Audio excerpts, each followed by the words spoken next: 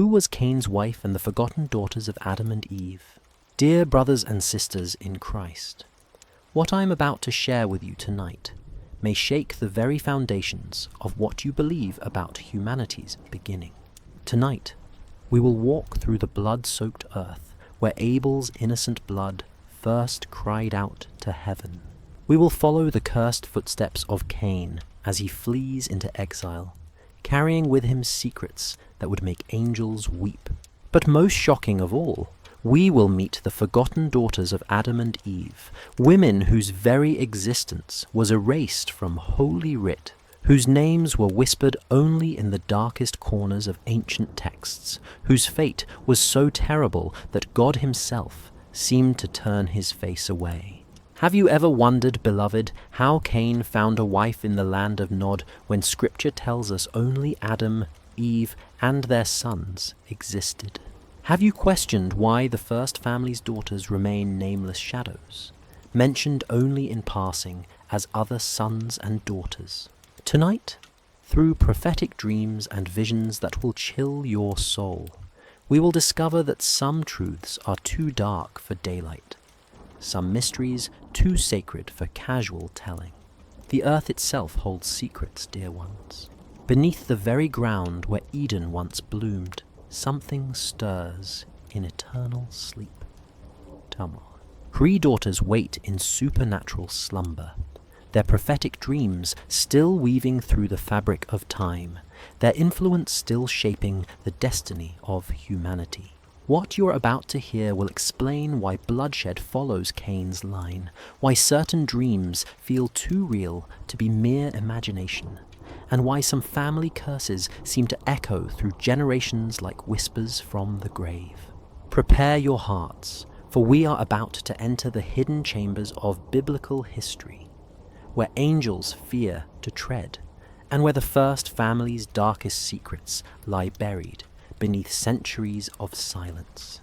As you drift toward sleep tonight, know that you're about to witness mysteries that have haunted humanity since the beginning of time. So close your eyes, beloved in Christ, and let the Holy Spirit guide your understanding as we step into the shadows of Genesis, where the first family's greatest shame lies buried beneath the weight of divine silence. What you are about to experience may disturb your sleep, but it will awaken your spirit to mysteries that have been calling to the faithful since the world began. Part 1. The Hidden Sisters. In the beginning, when the earth was young and unmarked by the stain of blood, there lived 3 daughters whose names were carefully omitted from the sacred record. Azura, the eldest, whose eyes held the strange light of one who sees beyond the veil of time. Awan, the middle child, blessed with dreams that showed her distant lands and forgotten peoples. And Luluwa, the youngest, whose very presence seemed to make the animals of Eden restless, as if they sensed something in her that even paradise could not contain. These were the forgotten daughters of Adam and Eve, born in the years following the expulsion from Eden, when the first family struggled to understand their new existence outside the garden walls. Yet their births were not celebrated with the joy that had marked the arrival of Cain and Abel. Instead, each daughter's arrival brought with it a growing darkness, a sense that something fundamental had shifted in the natural order of creation. Eve held each newborn daughter close, but she could not escape the terrible knowledge that came to her in dreams. Each night, as she nursed her infant girls, visions would flood her mind, images of blood, exile, and choices that would echo through generations. She saw Azura standing beside a figure marked with divine judgment, willingly embracing a destiny of darkness. She witnessed Awan wandering through empty cities, forever searching for something that could never be found. And most terrifying of all, she beheld young Luluwa disappearing into the earth itself, her voice joining an eternal chorus of the damned. The sacred scribes, who later recorded the family of Adam, chose their words carefully. They spoke of sons and daughters, but they did not name the daughters. They did not describe their faces, their gifts, or their fates. This was not oversight, but divine wisdom. For some truths are too dangerous for casual readers, some mysteries too sacred for ordinary telling. Adam knew of his daughter's existence, but he also knew the weight of prophecy that surrounded them. In his own dreams, he saw how their very presence would complicate the simple narrative of human beginnings. How could the scribes explain that the first daughters of humanity were marked from birth with supernatural gifts that would lead them into darkness? How could they record that Eve's own flesh had produced children whose destinies were intertwined with curses and exile? Azura, the eldest, began experiencing visions before she could speak. She would wake from sleep with tears streaming down her infant face, reaching toward shadows that only she could see. As she grew, her dreams became more vivid, more detailed. She saw herself as a woman grown, standing before a man marked with the sign of divine judgment. In these visions, she felt no fear, only a strange sense of completion, as if this dark union was her truest purpose. Awan's gift manifested differently. Her dreams took her far from the family dwelling, showing her vast deserts and hidden oases, forgotten peoples who would one day worship her as a goddess of prophecy. Even as a child, she would wake speaking of places that did not yet exist, of civilizations that would rise and fall before the next generation was born. Her prophetic sight extended beyond her own family's fate to encompass the broader mystery of humanity's spread across the earth. Luluwa, the youngest and most troubling of the three, possessed a gift that terrified even her own parents. Her dreams were not of the future, but of the deep places beneath the earth, of caverns where light had never penetrated, and where ancient voices whispered secrets that predated creation itself. She would disappear for hours as a child, found later in impossible places, standing on the roof of their dwelling with no memory of climbing, or discovered deep in caves that had no entrance large enough for a human form. Eve began to understand that her daughters weren't merely children, but vessels of prophecy, carriers of divine knowledge that was too dangerous for the world to contain. She watched them grow with a mixture of love and dread, knowing that each day brought them closer to destinies that would separate them from the family forever. The weight of this knowledge began to drive her toward madness, for she alone understood the full scope of what her daughters would become. Adam noticed his wife's growing distress, but could not comprehend its source. He saw only that his daughters were different, touched by something beyond ordinary human experience. He began to spend less time with them, finding excuses to tend the fields or care for the flocks rather than face the unsettling intensity of their gaze. In his heart, he began to wish that they had never been born, a thought that filled him with such guilt that he could barely pray. The boys, Cain and Abel, grew up aware that their sisters were set apart, but they could not understand why. Cain, with his dark temperament, was drawn to Azura's strange wisdom, often seeking her out when his own dreams grew troubling. Abel, gentler in nature, felt a protective instinct toward all three sisters, but was particularly concerned about young Luluwa, whose disappearances grew longer and more frequent as she aged.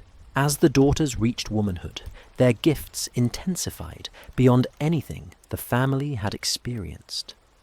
Azura's visions became so detailed that she could describe events that wouldn't occur for generations.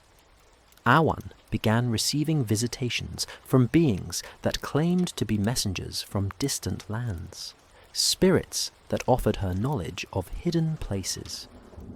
Luluwa started speaking, in languages that had never been heard, words that seemed to resonate from deep within the earth itself. It was during this time that Eve made the most difficult decision of her life. She realized that her daughter's existence could not be recorded in the sacred histories that would guide future generations. Their gifts were too powerful, their destinies too dark, their very presence too disruptive to the simple story of humanity's beginning. She began to speak of them less, to include them less in family gatherings, to treat them as temporary visitors rather than permanent members of the household.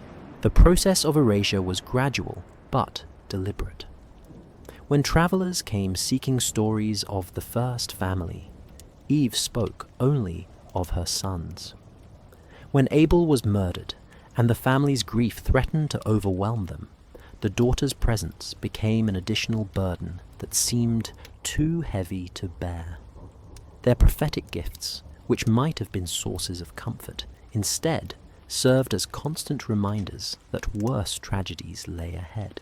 Adam supported his wife's decision, understanding intuitively that some truths must be buried for the greater good. The daughters themselves seemed to accept their fate with supernatural calm, as if they had seen their own erasure in their dreams and understood its necessity. They began to withdraw from family life, spending more time in solitude, preparing for destinies that would take them far from the simple narrative of human beginnings. By the time the sacred scribes came to record the early history of humanity, the daughters had already begun their transformation from living women into something else entirely. Prophetic figures whose influence would be felt through dreams and visions rather than direct historical record. Their names would be whispered in hidden texts, their stories passed down through secret traditions, their gifts manifesting in their descendants through supernatural dreams that would trouble humanity for generations to come. The forgotten daughters of Adam and Eve thus became the first great mystery of human history. Women whose very existence challenged the simple story of how humanity began. Their erasure from the sacred record was not cruelty but mercy, for their true story was too dark, too complex, too frightening for ordinary believers to comprehend.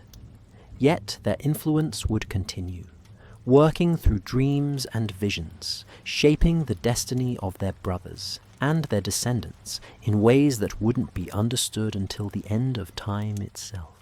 Part 2. Eve's Secret Burden.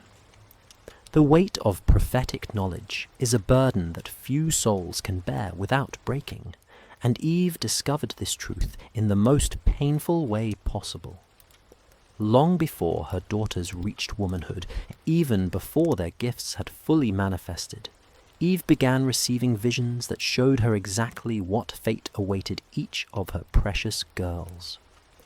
These were not gentle revelations granted in moments of peace, but violent invasions of her sleep that left her trembling and desperate for release.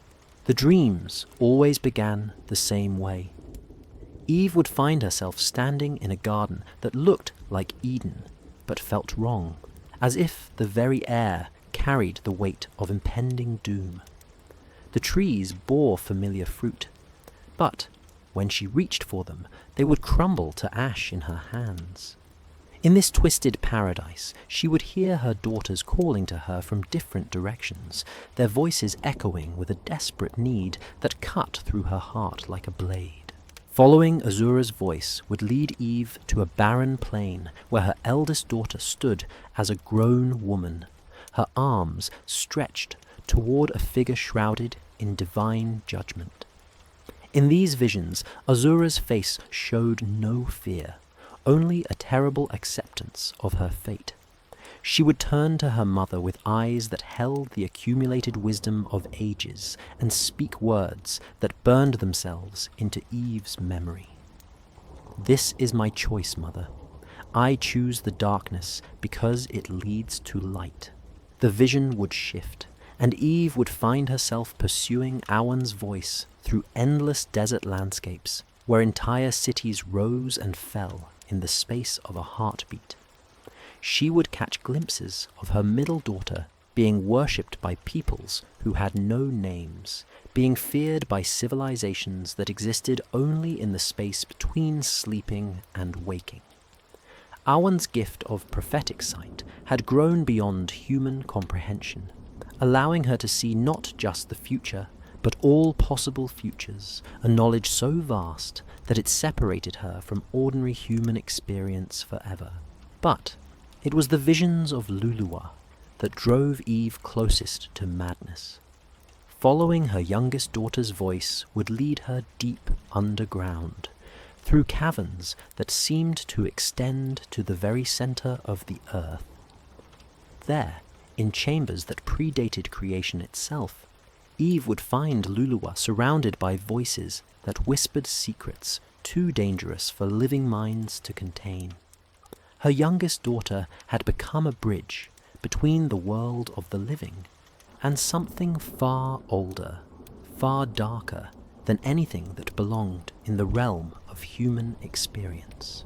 Each morning, Eve would wake from these dreams with the taste of ash in her mouth and the absolute certainty that what she had seen was not mere nightmare, but a divine revelation. She began to understand that her daughters weren't simply gifted, but cursed, marked from birth to serve purposes that would separate them from the human family forever. The knowledge filled her with a guilt so overwhelming that she could barely function. She tried to change what she had seen through prayer, through fasting, through every form of supplication she could imagine. She would spend hours pleading with the Creator to alter her daughters' destinies, to grant them normal lives as wives and mothers within the growing human family. But the dreams continued unchanged, showing her again and again the same inevitable futures. Azura choosing darkness, Awan wandering in exile, Luluwa disappearing into the deep places of the earth. The forbidden fruit, which had seemed like such a distant memory, began appearing in her dreams with increasing frequency.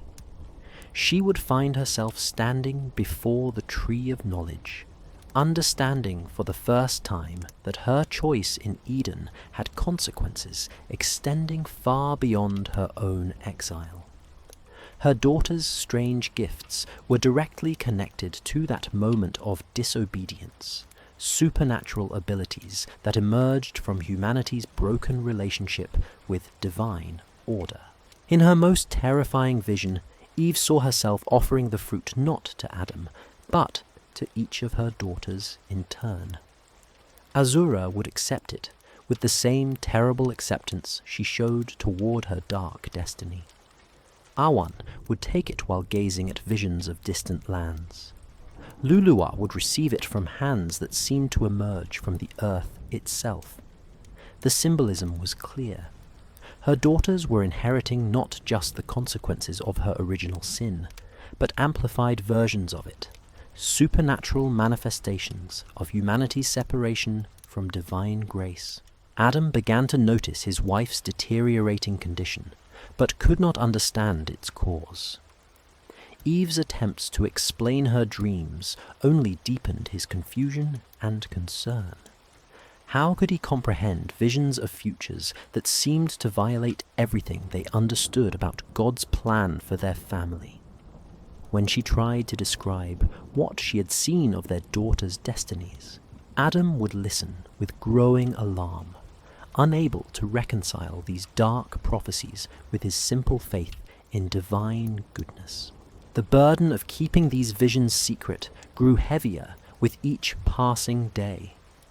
Eve found herself watching her daughters with a mixture of overwhelming love and desperate fear, knowing that every moment of happiness they shared was borrowed time before their terrible destinies claimed them. She began to distance herself emotionally, trying to prepare for the separations she knew were coming. But this only increased her daughter's awareness that something was fundamentally wrong with their place in the family. As the girls grew older and their gifts became more apparent, Eve's dreams began showing her the mechanism by which her daughters would be erased from human memory.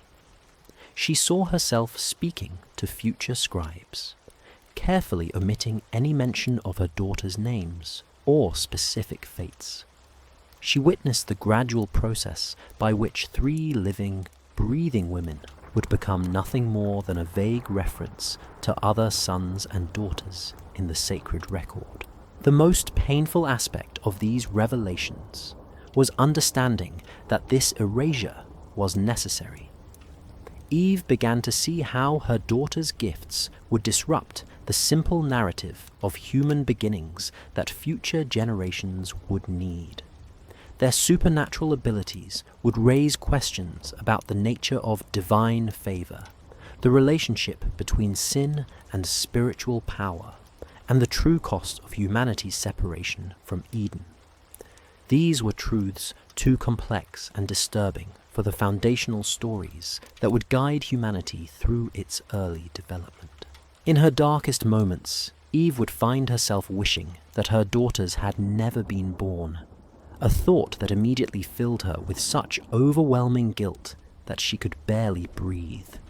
She loved them with a fierce maternal devotion, but she also understood that their very existence was a constant reminder of how deeply her original sin had corrupted the natural order.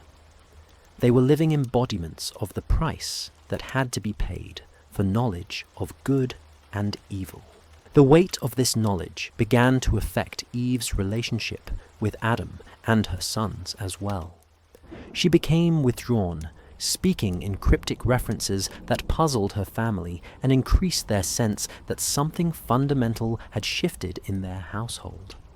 Her prayers became desperate pleas for strength to endure what she knew was coming, for wisdom to guide her daughters through their transformation from human children into something far more complex and troubling. Adam's attempts to comfort his wife only increased her anguish, for she could not explain that her distress came not from present circumstances, but from certain knowledge of future tragedies. How could she tell him that their beloved daughters were destined for exile, that their family would be broken not just by Abel's murder, but by the necessary erasure of half their children from human memory? The isolation created by this secret knowledge drove Eve toward a kind of madness that was not mental illness, but prophetic overload. She had been granted visions of truth too vast for any human mind to contain, insights into divine purpose that were meant to be distributed across generations, rather than concentrated in a single consciousness.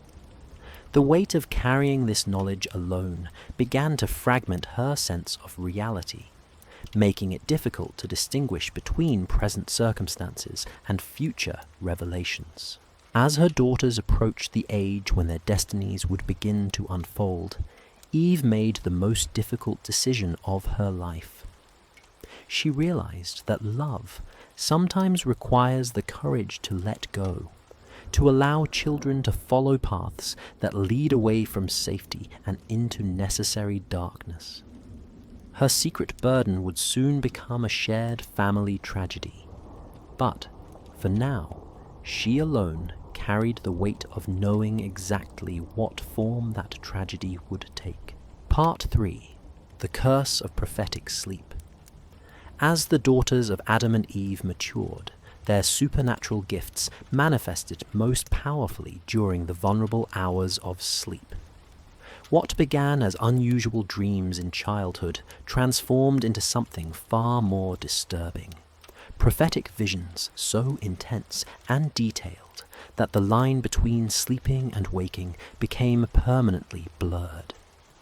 Each night brought revelations that no human mind was meant to contain, visions of humanity's future that stretched from their present moment to the very end of time itself. Azura's nocturnal visions were the most systematic and terrifying. Each night she would slip into a sleep so deep that her family could barely detect her breathing, yet her mind would be transported to moments of human history that had not yet occurred. She saw empires rising from dust and crumbling back to earth, witnessed wars that would consume entire continents, observed the slow degradation of humanity's relationship with the divine across countless generations. In her most recurring vision, Azura found herself standing at the edge of a great abyss, watching as humanity's choices created an ever-widening chasm between earth and heaven. She could see the exact moment when her union with Cain would contribute to this separation, understanding with perfect clarity how their children would inherit not just their parents' sins, but supernatural amplifications of them. The knowledge filled her with a strange mixture of revulsion and acceptance, for she could see that this dark path was somehow necessary for humanity's ultimate redemption. The prophetic dreams showed her descendants who would carry the mark of Cain, not just physically, but spiritually, passing down through their bloodline a tendency toward violence, innovation, and spiritual rebellion. She saw cities built by her children's children, magnificent works of human achievement that were also monuments to pride and separation from divine will. In these visions, she understood that her choice to marry Cain was not just personal preference, but cosmic necessity, a dark thread that had to be woven into the tapestry of human history. Awan's sleep brought different, but equally disturbing revelations. Her prophetic gift transported her consciousness across vast distances, showing her civilizations that would emerge in lands that had not yet been settled. She walked through the dreams of future peoples, witnessing their rise to power and their inevitable decline. Most unsettling of all, she saw herself appearing in their religious traditions as a prophetic figure, a goddess of dreams and hidden knowledge whose cult would persist across millennia. Night after night, Awan's sleeping mind would journey to desert places where entire civilizations would worship her image, creating elaborate temples dedicated to the mysterious daughter of the first humans. She saw herself becoming a figure of legend, her story distorted through countless retellings until the historical woman became a mythological archetype. The civilizations that venerated her would themselves be forgotten, rising and falling in cycles that seemed to echo the rhythm of her own eternal exile. In her most disturbing visions, Awan witnessed the moment of her own transformation from living woman to eternal wanderer. She saw herself accepting exile, not as punishment, but as sacred calling, understanding that her gift of prophetic sight required separation from ordinary human experience. The knowledge that she would never find permanent rest, never establish lasting relationships, never experience the simple joy of belonging somewhere, filled her dreams with a melancholy so deep that she would often wake with tears streaming down her face. Luluwa's nocturnal experiences were the most alien and frightening of all. While her sister's visions showed them possible futures and distant places, Luluwa's dreams took her into the deep places beneath the earth where time moved differently, and voices spoke languages that predated human speech. These were not visions of what might happen, but direct contact with forces that existed outside the normal boundaries of creation. In her sleep, Luluwa would find herself in vast underground chambers where beings of immense age whispered secrets about the true nature of reality. They spoke to her of the price that had been paid for human consciousness, of the cosmic disruption caused by Adam and Eve's choice in Eden, of the dark work that would be required to restore the balance between heaven and earth.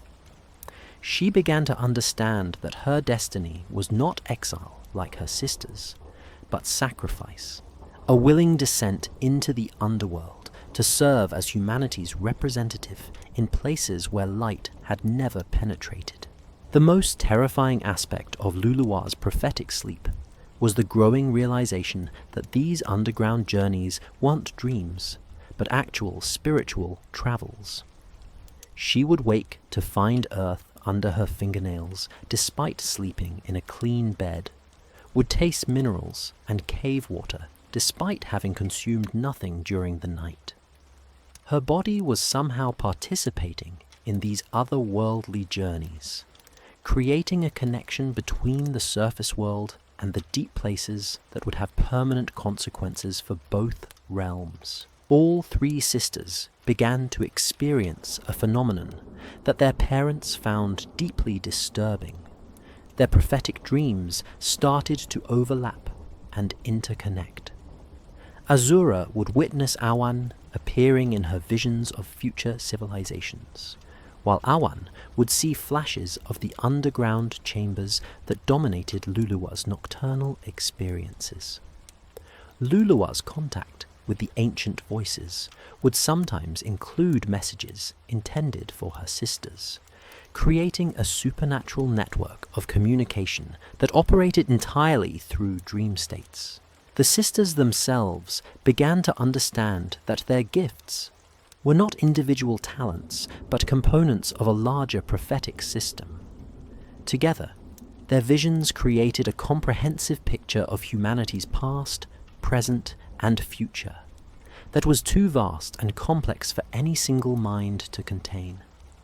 They were being prepared for roles that would require them to serve as conduits for supernatural knowledge, living bridges between the human world and realms that existed beyond normal human experience. Sleep became both sanctuary and torment for the daughters of Adam and Eve. They craved the visions that came with unconsciousness, addicted to the supernatural knowledge that flowed through their dreams, yet they also feared the growing intensity of these experiences. Each night brought revelations that separated them further from ordinary human experience, making them increasingly alien to their own family. Eve watched her daughter's transformation with growing alarm. She could see how the prophetic sleep was changing them, making them distant and otherworldly even during their waking hours. They would spend their days in a kind of trance, processing the supernatural information they had received during the night, speaking in cryptic references that only they understood. The vibrant children she had raised were being consumed by gifts too powerful for human vessels to contain. Adam noticed that his daughter's sleep had become unnaturally deep and prolonged. They would sometimes remain unconscious for days at a time, their bodies sustaining themselves through some supernatural process that defied natural law. During these extended periods of prophetic sleep, strange phenomena would manifest around them. Flowers would bloom out of season. Animals would gather in unusual numbers, and the very air would seem to hum with invisible energy. The curse of prophetic sleep was creating a growing sense of urgency within the family. Everyone could sense that these supernatural experiences were building toward some kind of climax, a moment when the sisters would be required to choose between their human identities and their roles as vessels of divine revelation. The knowledge that this choice was approaching filled the household with a tension so thick that even Abel, usually the most peaceful member of the family, began experiencing troubled dreams. As the sisters' prophetic gifts intensified, they began to understand that their unusual sleep patterns were preparing them for permanent separations from ordinary human experience. Azura's visions showed her the exact moment when she would choose exile with Cain. Awan's dreams revealed the path that would lead her into eternal wandering, and Luluwa's underground journeys were gradually preparing her consciousness for a descent that would separate her from the surface world forever. The curse of prophetic sleep was thus revealed to be not just supernatural affliction, but divine preparation, a gradual process of transformation that would allow the daughters of Adam and Eve to serve purposes that required them to transcend ordinary human limitations.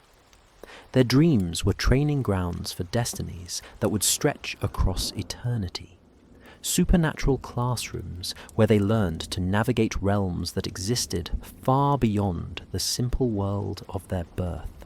Part 4. Cain's Exile and the Ghostly Visitor. The land of Nod stretched before Cain like an accusation written in stone and shadow, a wilderness that seemed to reflect the desolation of his own soul.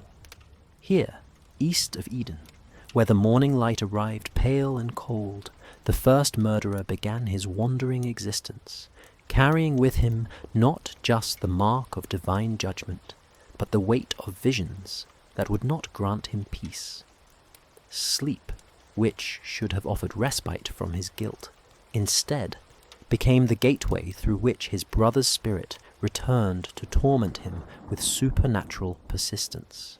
Abel appeared to Cain most often in the hours just before dawn, when the boundary between sleep and waking grew thin, not as the gentle shepherd Cain remembered from life, but as something far more disturbing, a figure whose righteousness had been transformed by violent death into an implacable force of spiritual reckoning. The ghostly visitations did not bring simple accusation, but complex revelations about the true nature of the fratricide and its consequences for all humanity. In these supernatural encounters, Abel would stand before his brother without speaking, his form shifting between the familiar features of life and something more terrible, a being whose very presence seemed to drain warmth from the air and hope from the heart. His eyes, which had once looked upon the world with innocent faith, now held knowledge of mysteries that extended far beyond the grave. Through these silent appearances, Cain began to understand that his crime had created a wound in the spiritual fabric of creation itself.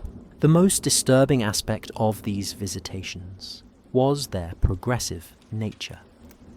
Each appearance revealed more about the cosmic consequences of the first murder, showing Cain how his violence had opened pathways between the world of the living and the realm of the dead that were never meant to exist.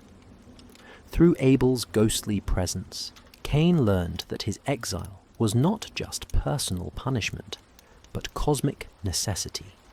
He had to be separated from the growing human family to prevent his spiritual contamination from spreading to others. As months passed in the land of Nod, Cain's isolation began to drive him toward a madness that was part guilt, part prophetic overload, and part supernatural harassment. The ghostly visits from Abel increased in frequency and intensity, often accompanied by visions of the growing family he had left behind. In these supernatural glimpses of home, Cain saw his parents' grief, witnessed their struggle to explain his absence to younger siblings, and observed the way his crime had cast a shadow over every aspect of family life. But it was during the deepest period of his despair that Cain encountered something that would change the trajectory of his exile forever. On a night when the stars seemed to burn with unusual brightness, when the very air hummed with supernatural energy, a figure approached his solitary camp that was neither ghost nor ordinary human, but something existing in the space between. This was a woman, though her face remained concealed beneath flowing garments that seemed to shift and move independent of any earthly wind. The mysterious visitor communicated without speaking, her presence triggering visions in Cain's mind that were more vivid and detailed than any dream he had ever experienced. Through this supernatural connection, he began to understand that she was connected to his family in ways that defied ordinary comprehension. She was flesh of his flesh, born of the same parents, yet marked with gifts that separated her from ordinary human experience, just as surely as his divine judgment had separated him. In the visions she triggered, Cain saw himself as a child again, playing with siblings whose faces he had somehow forgotten. 3 sisters whose presence had been so natural, so integral to family life, that their absence had created a void he had not even noticed until now. Through the mysterious woman's supernatural communication, he began to remember Azura, Awan, and Luluwa, the forgotten daughters whose gifts had made them as much exiles as his own crime had made him. The woman's wordless revelations showed Cain that his sisters had been experiencing prophetic dreams about his future long before Abel's murder occurred. They had seen his exile, witnessed his wandering in the land of Nod, and understood that one of them was destined to join him in his banishment. This knowledge hadn't come to them as warning, but as inexorable fate, visions of a future that couldn't be altered through prayer or human effort. Night after night, the mysterious visitor would appear at the edge of Cain's camp, her presence triggering cascades of supernatural revelation that were gradually rebuilding his understanding of his own identity and purpose. Through her silent communication, he learned that his exile was not just punishment, but preparation, that his wandering in the land of Nod was designed to ready him for a union that would have consequences stretching across generations. The visions revealed to him the true nature of his sisters' gifts and the price they had paid for supernatural knowledge. He saw Azura's prophetic dreams of darkness and divine judgment, witnessed Awan's visions of eternal wandering, and observed Luluwa's disturbing contact with forces that existed beneath the earth. Through these revelations, Cain began to understand that his crime had not just separated him from his family, but had created the conditions necessary for one of his sisters to choose exile willingly. Each morning after these supernatural encounters, Cain would wake to find physical evidence that the visitations were more than mere dreams. Strange marks would appear on his skin, symbols that seemed to burn themselves into his flesh during the night and fade gradually during the day. These markings weren't random, but formed patterns that conveyed meaning beyond ordinary language, creating a supernatural record of the knowledge being transmitted to him through his mysterious visitor. The marks themselves seemed to serve multiple purposes. They were proof that the visitations were real, rather than hallucinations brought on by isolation and guilt. They were also a form of supernatural communication, conveying information that couldn't be expressed through ordinary speech or vision. Most importantly, they were preparation for a reunion that would transform Cain from solitary exile into the founder of a new kind of human community. As the visitations continued, Cain began to understand that his mysterious visitor was preparing him for a choice that would determine not just his own future, but the spiritual destiny of his descendants.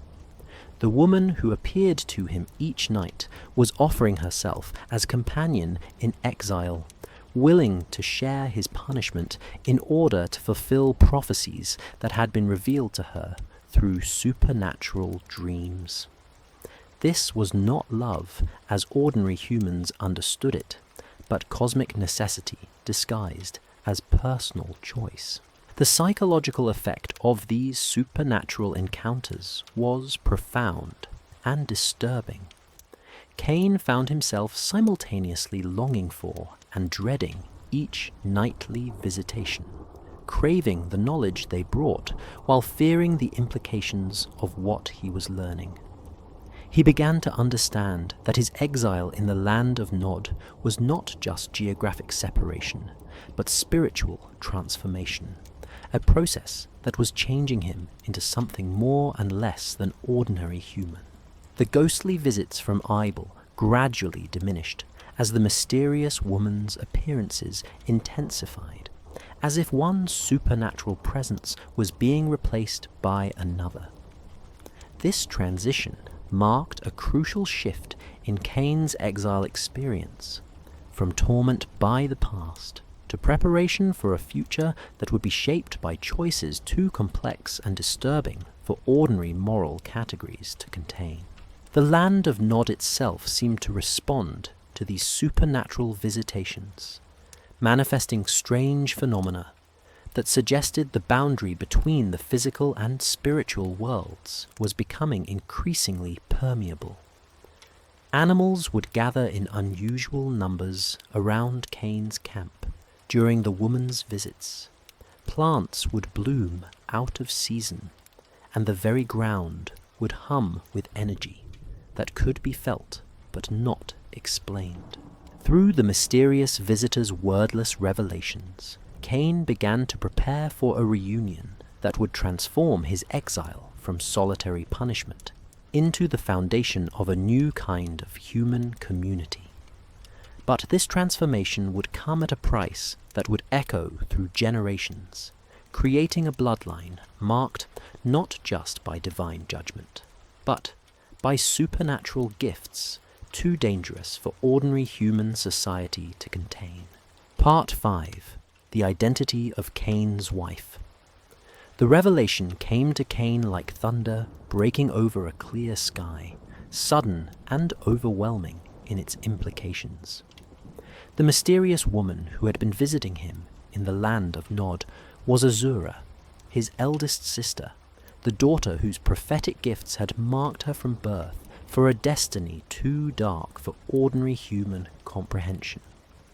Through supernatural visions triggered by her presence, Cain began to understand that their union was not accident or desperate convenience, but the fulfillment of prophecies that had been shaping both their lives since childhood. Azura's decision to seek out her exiled brother was not driven by sisterly compassion, but by supernatural compulsion. Her prophetic dreams had shown her with perfect clarity that her destiny was intertwined with Cain's in ways that defied conventional understanding of family relationships. She had seen herself standing beside the marked wanderer, choosing exile willingly, embracing a path that would separate her forever from the growing human community centered around her parents' dwelling. In the visions that accompanied their reunion, Cain witnessed the process by which Azura had prepared herself for this moment. He saw her spending months in isolation, receiving supernatural instruction through dreams that taught her how to navigate the spiritual dangers of life with a marked murderer. Her prophetic gifts had revealed to her not just the fact of their future union, but the cosmic significance it would hold for humanity's development. The supernatural knowledge flowing between them revealed that Azura had been experiencing visions of Cain's descendants long before their union was even contemplated. She had seen cities built by their children, innovations created by their grandchildren, and wars fought by their great-grandchildren. Most disturbing of all, she had witnessed the gradual corruption of their bloodline, watching as each successive generation inherited not just their parents' gifts, but amplified versions of their parents' spiritual darkness. Azura's choice to become Cain's wife was made with full knowledge of these consequences. She understood that her children would inherit the mark of Cain in supernatural form, becoming carriers of both innovation and violence, creators of beauty and instruments of destruction. The visions had shown her that her bloodline would produce humanity's first city builders, its first metal workers, its first musicians, but also its first organized armies, and its first systematic oppression of the weak. Through the prophetic connection that flowed between them, Cain began to understand the true nature of his sister's supernatural gifts. Azura's visions weren't random glimpses of possible futures, but systematic revelations of the cosmic consequences that would flow from every major choice made by the first generation of humanity. She had seen how Abel's murder would create a spiritual wound that would never fully heal, how Cain's exile would establish patterns of violence and separation that would echo through history, and how their own union would contribute to humanity's increasing alienation from divine grace. The most shocking aspect of these revelations was Azura's willing acceptance of her role in this dark prophecy. She had not come to the land of Nod as a victim of circumstance, but as a conscious participant in cosmic necessity.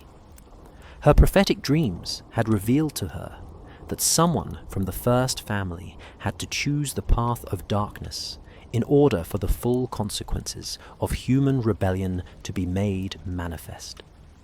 She had accepted this role not from desire for evil, but from a terrible understanding that light could only be fully appreciated after darkness had been experienced. In her visions, Azura had seen the end as well as the beginning. She understood that her descendants' journey into darkness would eventually create the conditions necessary for divine intervention on a cosmic scale. The cities they would build would become so corrupt that divine judgment would be required.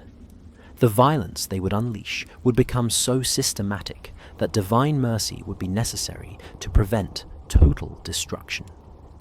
Her choice to marry Cain was thus not just personal decision, but participation in a divine plan too complex for ordinary moral categories to contain. The supernatural communication between the siblings revealed layers of meaning in their family history that neither had previously understood.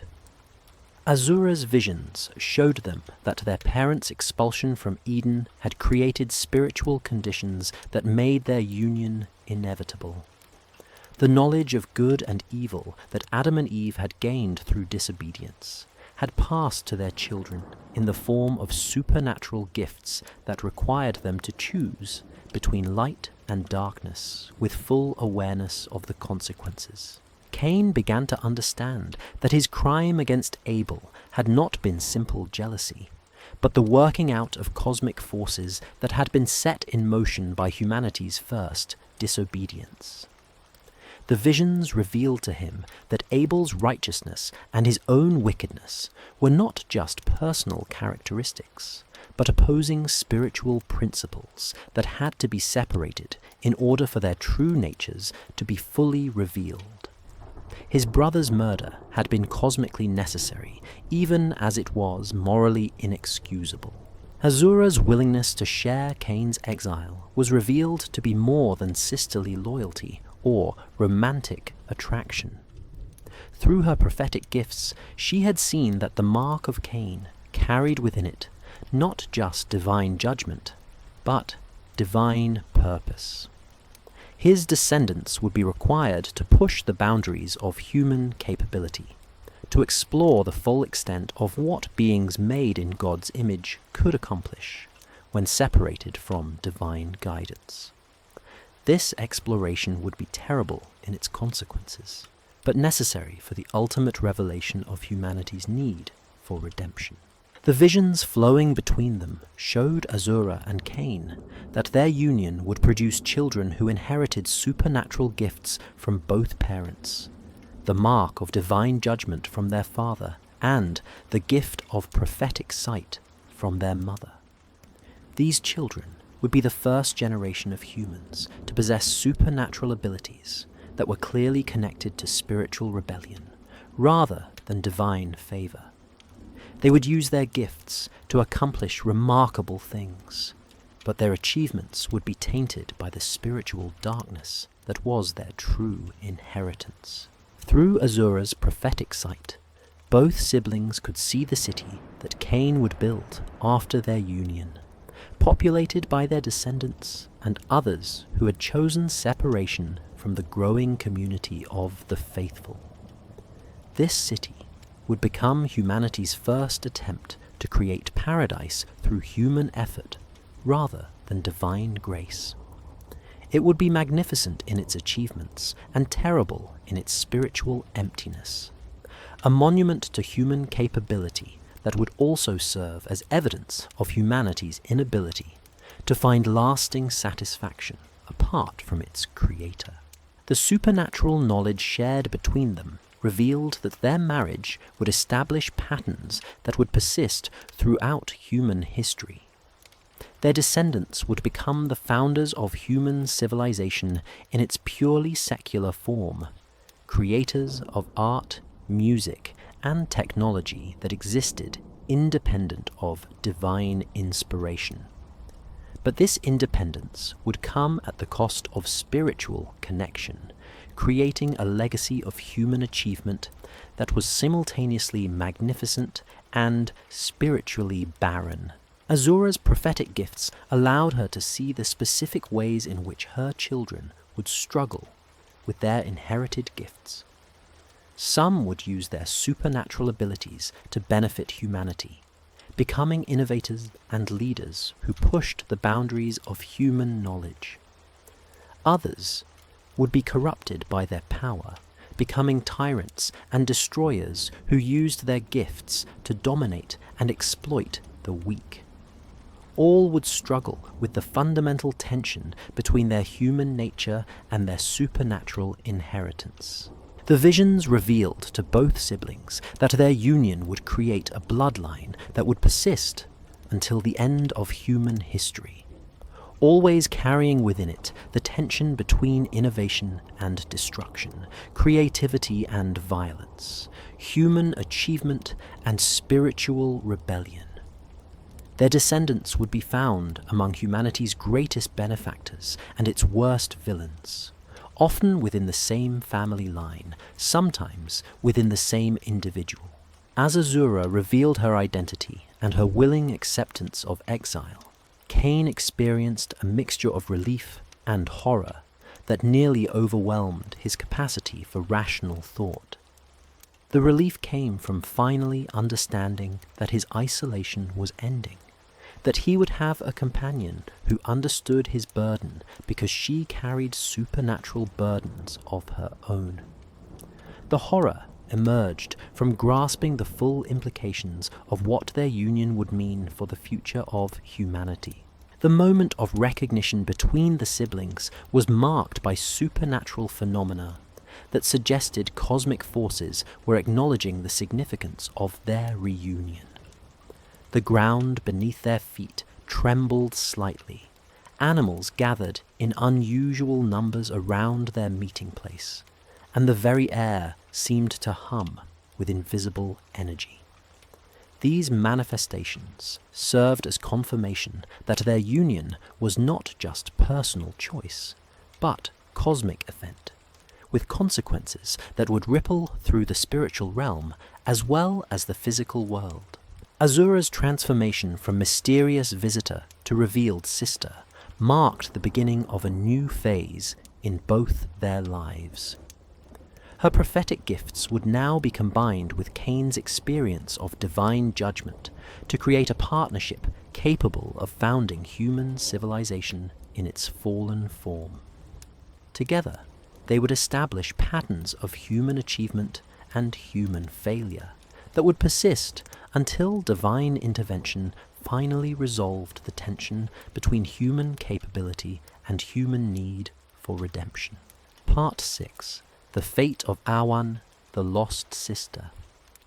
While Azura chose exile with Cain and Luluwa disappeared into the earth's depths, the middle daughter, Awan, faced a destiny that was in many ways the most terrible of all: eternal wandering without purpose, without rest, and without hope of final resolution. Her prophetic gift, which allowed her to see across vast distances and witness the rise and fall of civilizations that did not yet exist, became both the source of her exile and the curse that would define her existence for all eternity. Awan's banishment from the family began gradually, almost imperceptibly. As her visions grew more intense and more focused on distant lands and future peoples, she found herself spending increasing amounts of time in solitary contemplation, processing supernatural information that separated her ever further from ordinary human experience. Her gift required her to witness humanity's expansion across the earth, but this knowledge came at the cost of her ability to participate in normal family relationships. The prophetic dreams that had once shown her glimpses of distant places evolved into something far more comprehensive and disturbing. Awan began experiencing visions that transported her consciousness completely away from her physical location, allowing her to walk among peoples who would not be born for generations, to witness the construction of cities in lands that had not yet been discovered, to observe religious ceremonies dedicated to gods whose names had not yet been spoken. In these supernatural journeys, Awan discovered that her own image was appearing in the religious traditions of future civilizations. Peoples she had never met were creating elaborate mythologies around a mysterious woman who appeared in their dreams, bringing prophecies of the future and knowledge of hidden things. She watched with growing alarm as her story was transformed through countless retellings into something that bore little resemblance to her actual life, but captured something essential about her spiritual function. The desert civilizations that would emerge in the lands east and south of Eden would worship her as a goddess of prophecy and hidden knowledge. They would build temples dedicated to her honor, create elaborate rituals designed to invoke her supernatural presence, and pass down through generation stories of the mysterious daughter of the first humans who wandered the earth, granting visions to those worthy of divine knowledge. But the most disturbing aspect of these prophetic visions was Awan's growing realization that the civilizations that venerated her were themselves temporary, destined to rise and fall in cycles that seemed to echo her own eternal restlessness. She would witness the construction of magnificent cities in her honor, only to see them crumble to dust within a few generations. The peoples who worshipped her would flourish briefly before being conquered by neighbors, absorbed by larger empires, or simply fading into obscurity, as their descendants forgot the traditions that had once defined their identity. Through her supernatural sight, Awan began to understand that her gift was not blessing but curse, a supernatural ability that would separate her from ordinary human experience forever. She would be doomed to witness humanity's achievements without participating in them, to observe love and family and community from the outside without ever again experiencing the simple joy of belonging somewhere.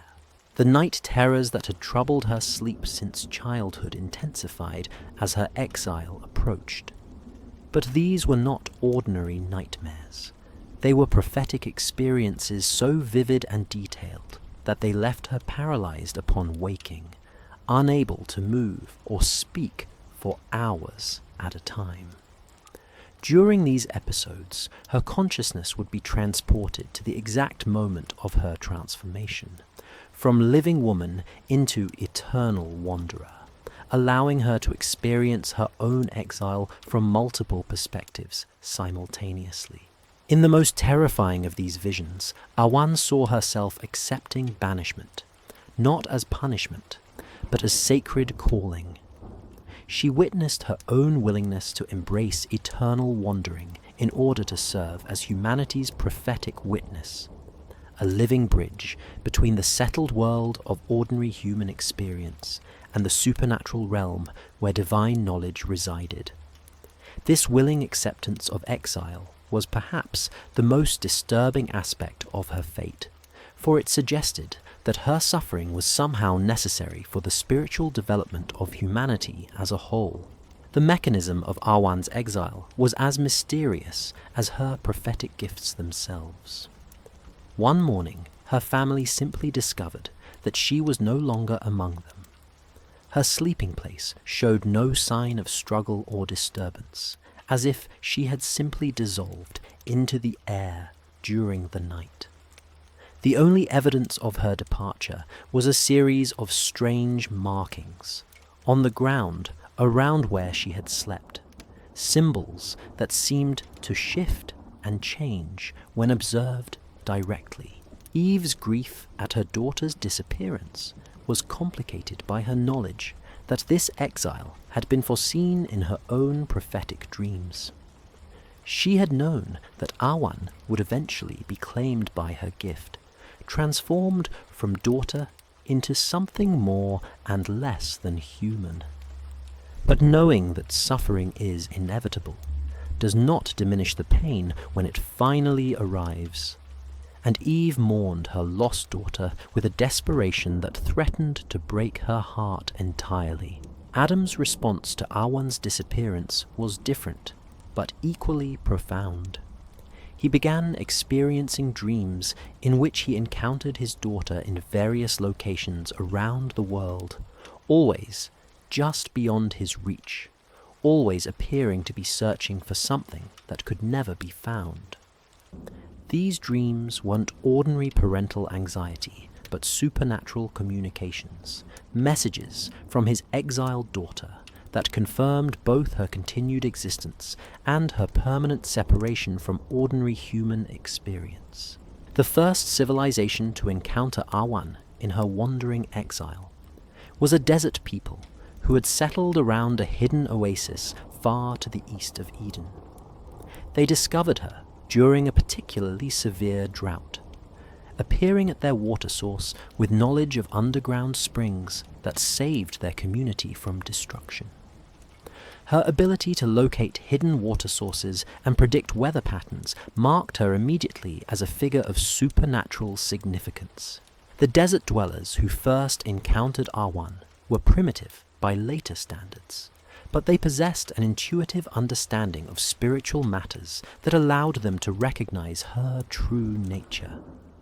They understood that she was not merely a wise woman or skilled prophet, but something far more mysterious, a being who existed partially outside normal human experience, a bridge between their world and realms of knowledge that were normally inaccessible to ordinary consciousness.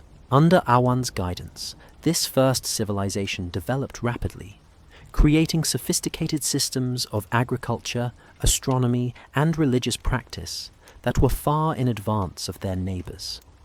She taught them how to read the patterns of stars, how to predict the flooding of rivers, how to locate precious metals and stones hidden beneath the earth.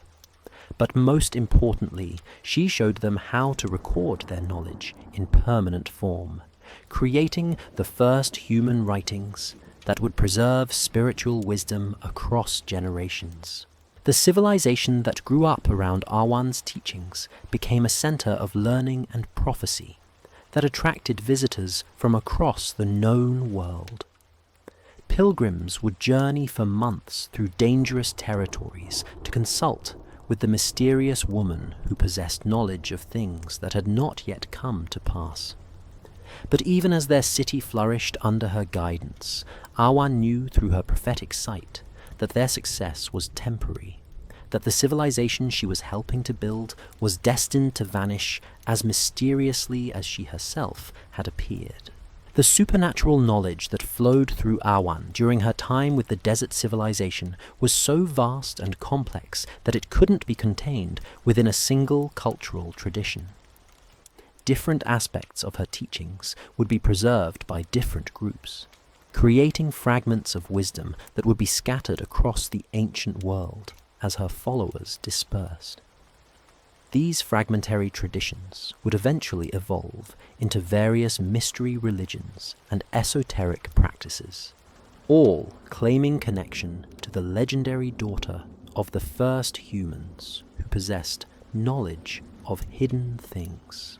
But the most disturbing aspect of Awan's time with the desert civilization was her growing awareness that she was not just teaching them, but preparing them for her own departure. Her prophetic visions showed her that her presence among any people could only be temporary, that her gift required her to move constantly from place to place, never establishing permanent relationships, never finding lasting rest.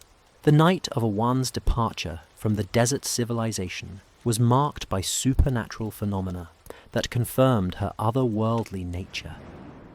Those who witnessed her leaving reported that she simply walked into the desert during a sandstorm and vanished, leaving behind only footprints that glowed with faint light before being erased by the wind.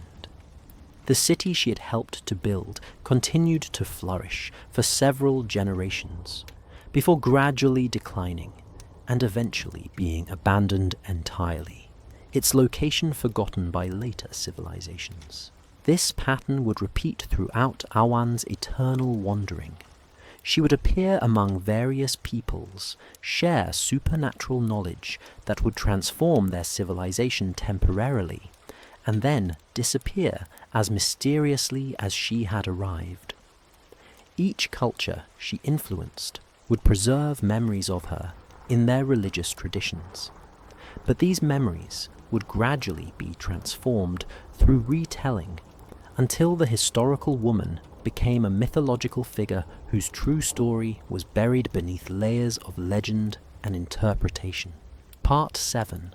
Luluwa's Disappearance, a Sinister Revelation.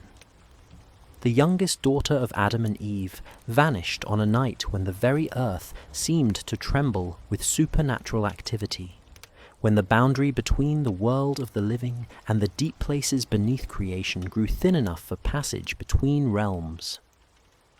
Luluwa's disappearance was not sudden departure, like her sister Awan's exile, but a gradual descent into a trance state so profound that her family could not determine whether she was still among the living or had passed into some other form of existence entirely.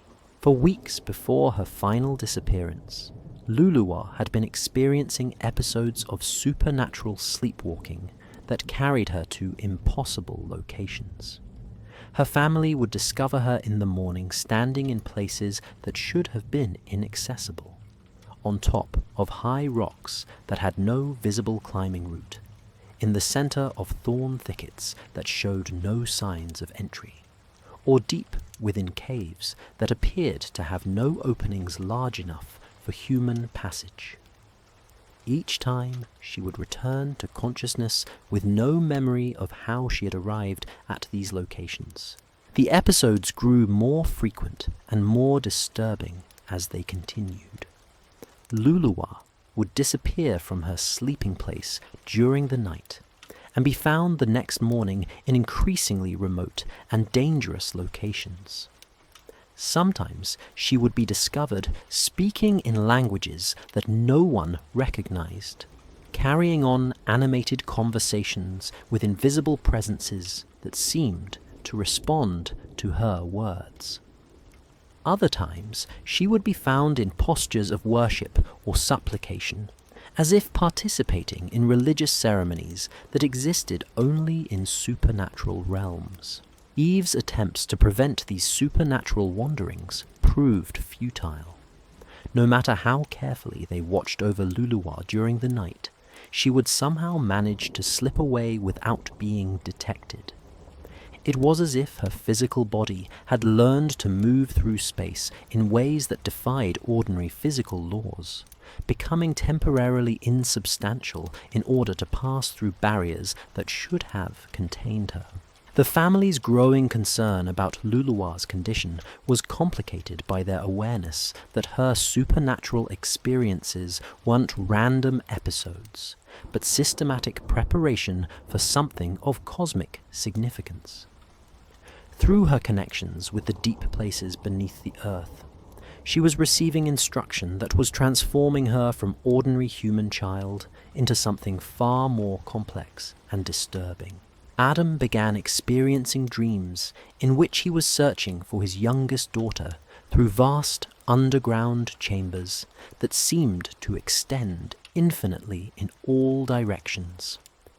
In these visions, he could hear Luluwa's voice calling to him from great distances, but every attempt to reach her led him deeper into caverns where the air grew thick with the presence of ancient beings whose purposes were incomprehensible to human understanding. The most disturbing aspect of these paternal dreams was their progressive nature. Each night, Adam found himself descending deeper into the underground realm, getting closer to his daughter's voice, but also moving further away from anything resembling the surface world he knew.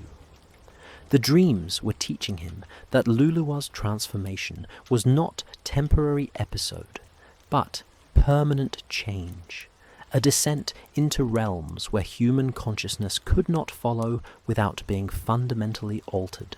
Eve's prophetic dreams during this period focused not on the underground chambers that fascinated her husband, but on the surface consequences of Luluwa's disappearance. She saw how her youngest daughter's absence would create the first true mystery in human history, a disappearance so complete and inexplicable that it would haunt the family's collective memory for generations.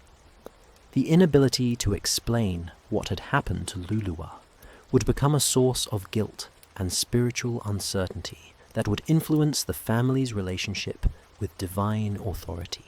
The night of Luluwa's final disappearance began with supernatural phenomena that affected the entire family simultaneously. All of them experienced the same vision, a vast underground chamber where beings of immense age were conducting a ceremony that seemed to involve the transfer of knowledge from one realm to another. In this shared prophetic experience, they could see Luluwa participating willingly in rituals that were transforming her essential nature. The ceremony witnessed in their collective vision was unlike anything that belonged to the surface world. Ancient voices spoke in harmonies that seemed to resonate from the depths of the earth itself, creating sounds that conveyed meaning beyond ordinary language. Luluwa was not passive recipient of this supernatural instruction, but active participant, responding to the ancient voices with knowledge that seemed to flow from some deep source within her own consciousness. When the family awakened from this shared vision, they discovered that Luluwa's physical body had vanished completely from their dwelling.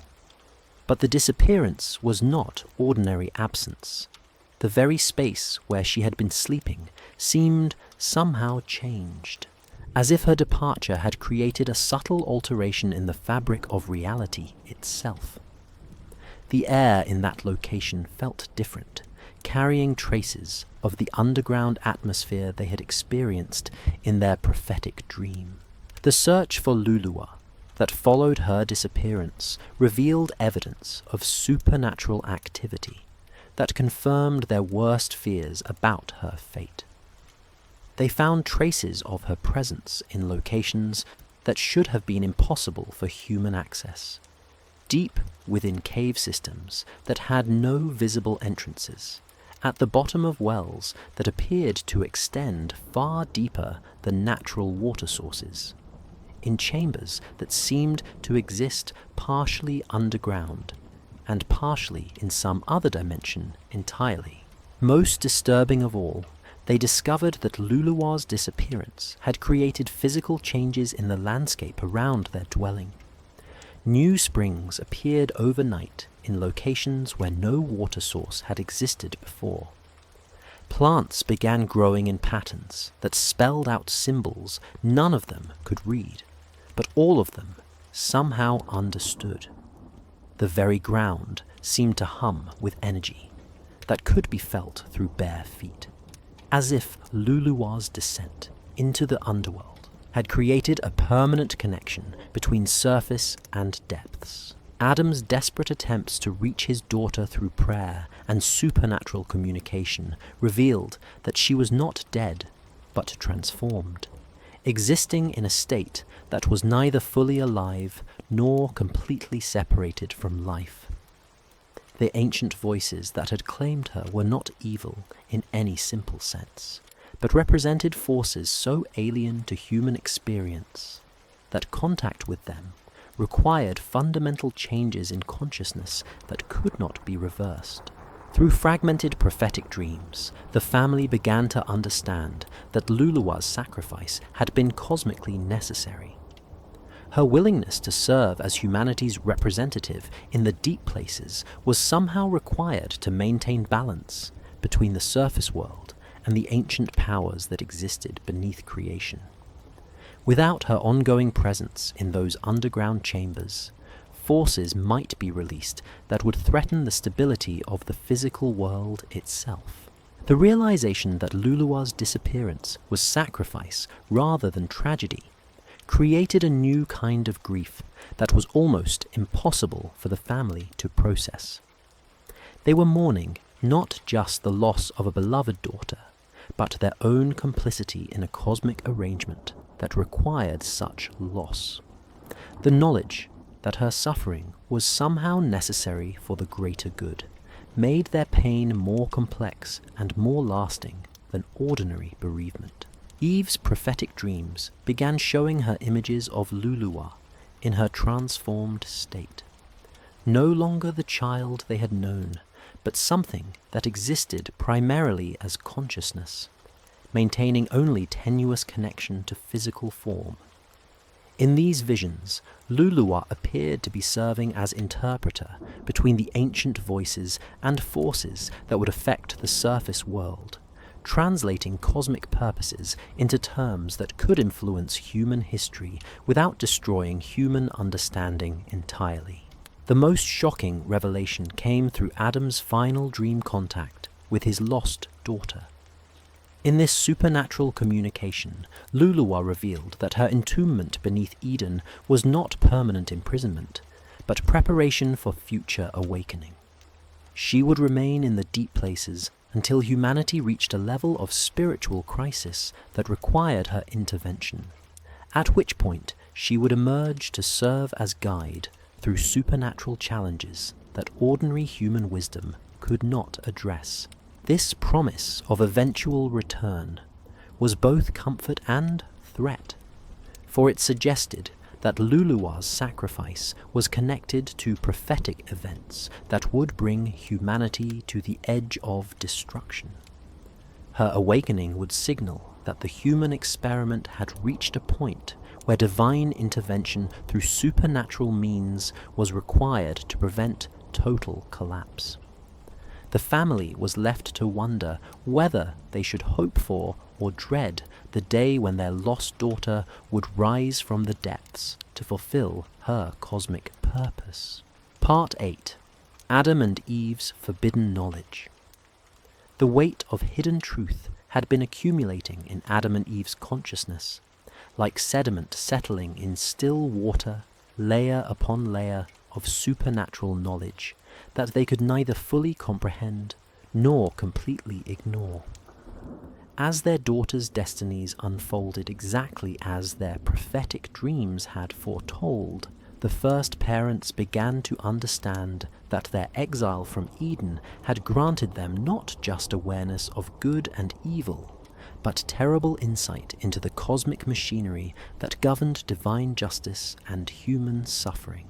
Their suppressed dreams, which had been building in intensity since the first daughter's birth, finally broke through the barriers of conscious denial in the aftermath of Luluwa's disappearance. What they discovered in these long-buried visions was knowledge so disturbing that they understood immediately why their minds had refused to acknowledge it earlier. They had been granted prophetic sight into the full cost of their original disobedience, including consequences that required the sacrifice of their own children to restore cosmic balance. Eve's most terrible vision showed her standing once again before the tree of knowledge. But this time she understood the true price of the fruit she had consumed. The supernatural awareness it granted came with the requirement that each generation of her descendants would face choices between divine obedience and human desire, and that some of these choices would demand sacrifices so profound that they would test the very foundations of parental love. In these suppressed dreams, Eve saw herself making the original choice, not just for herself and Adam, but for every child who would follow. Her daughter's supernatural gifts were direct consequences of that moment in Eden, when human consciousness was expanded beyond its intended limits. The prophetic abilities that marked Azura, Awan, and Luluwa were not divine blessings, but compensation for the spiritual damage created by premature knowledge of good and evil.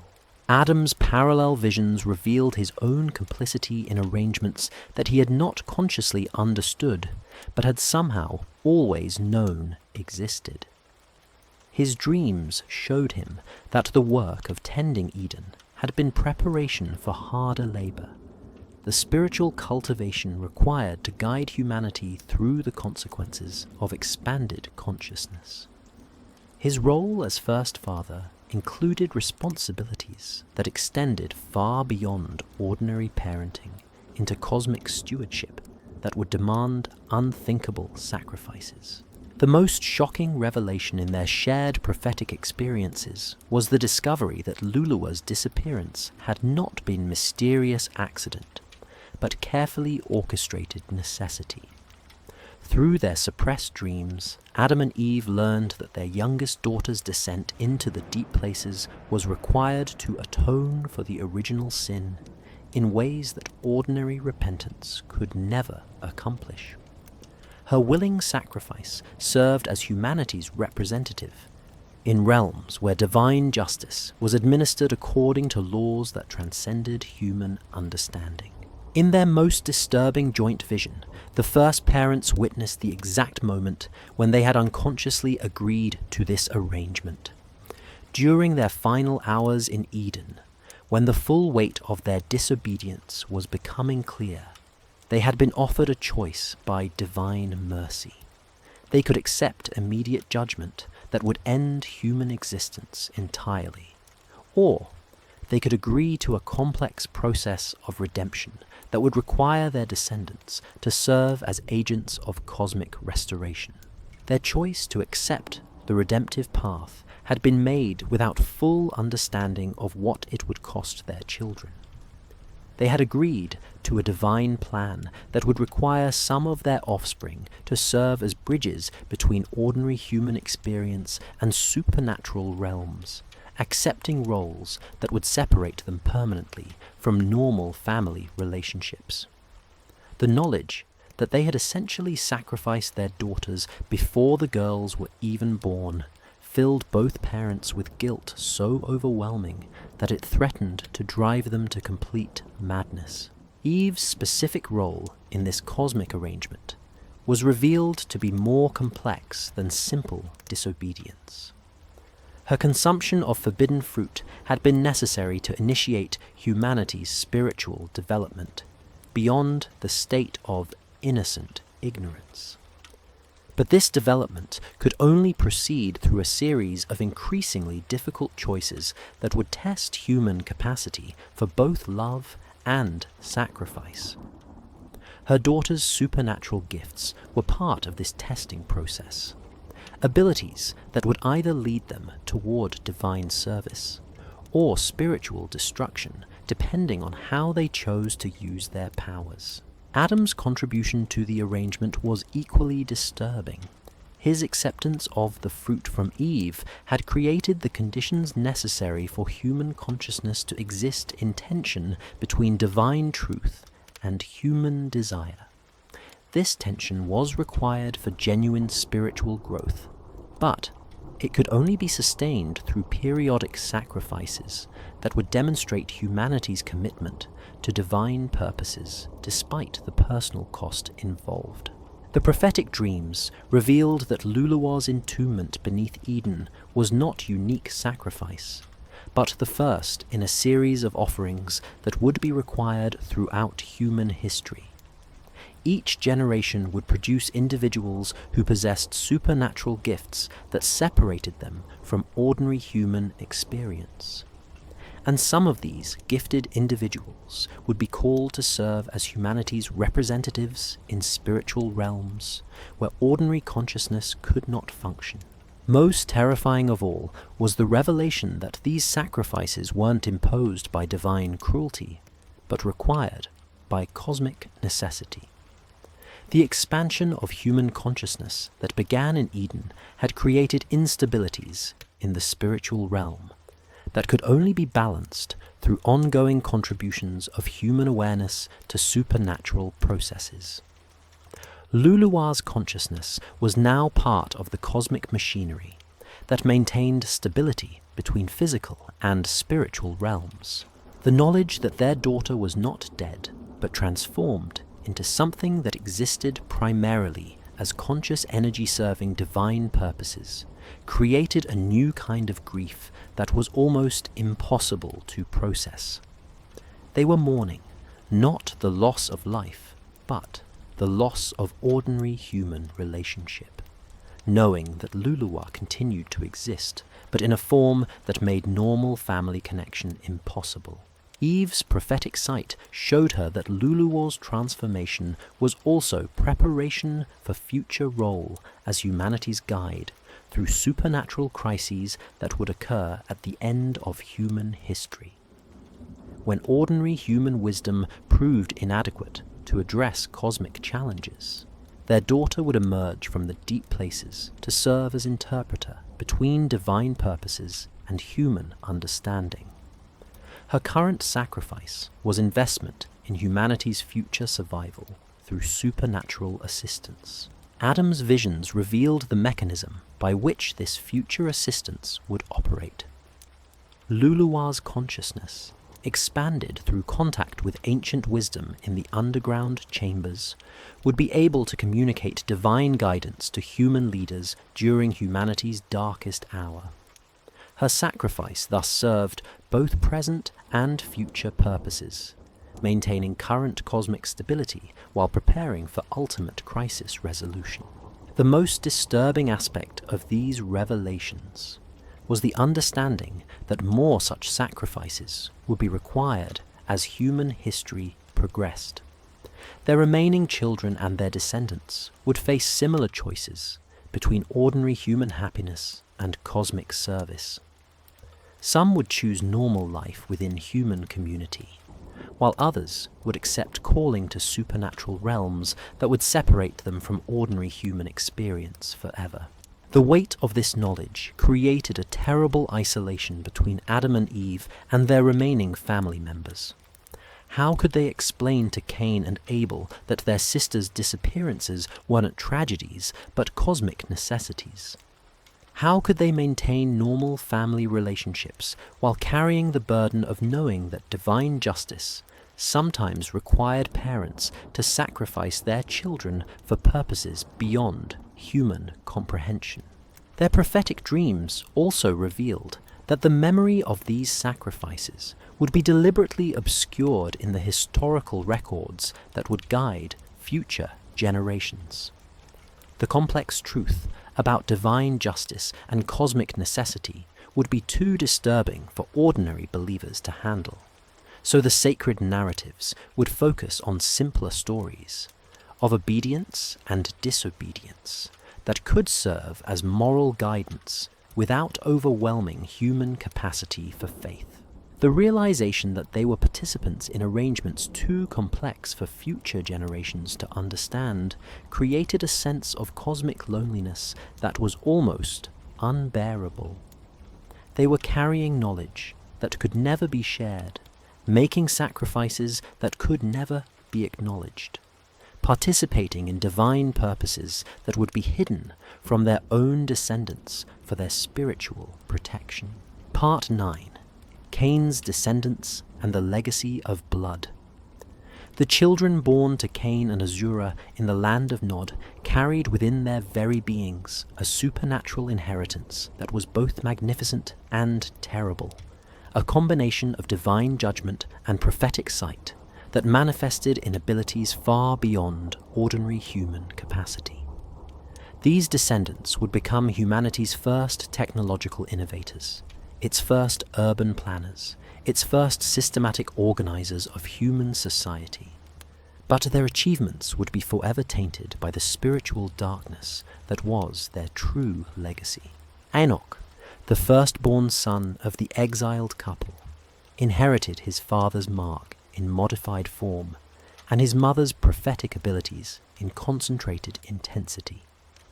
From earliest childhood, he experienced visions that showed him not just future events, but the hidden principles that governed human behavior and social organization. These supernatural insights allowed him to understand instinctively how to manipulate natural resources, how to organize human labor, and how to create permanent settlements that could sustain large populations. Under Enoch's guidance, the city that bore his name became humanity's first experiment in purely secular civilization. Unlike the growing community centered around Adam and Eve, which maintained direct connection to divine authority through prayer and sacrifice, Enoch's city operated according to principles derived from supernatural knowledge rather than divine revelation. Its inhabitants developed technologies and social systems that were impressive in their sophistication, but completely divorced from spiritual considerations. The supernatural abilities inherited by Cain's descendants manifested differently in each generation, creating a bloodline marked by both genius and madness. Some inherited enhanced physical capabilities that made them superior craftsmen and warriors. Others possessed mental gifts that allowed them to understand complex systems of mathematics, engineering, and astronomy.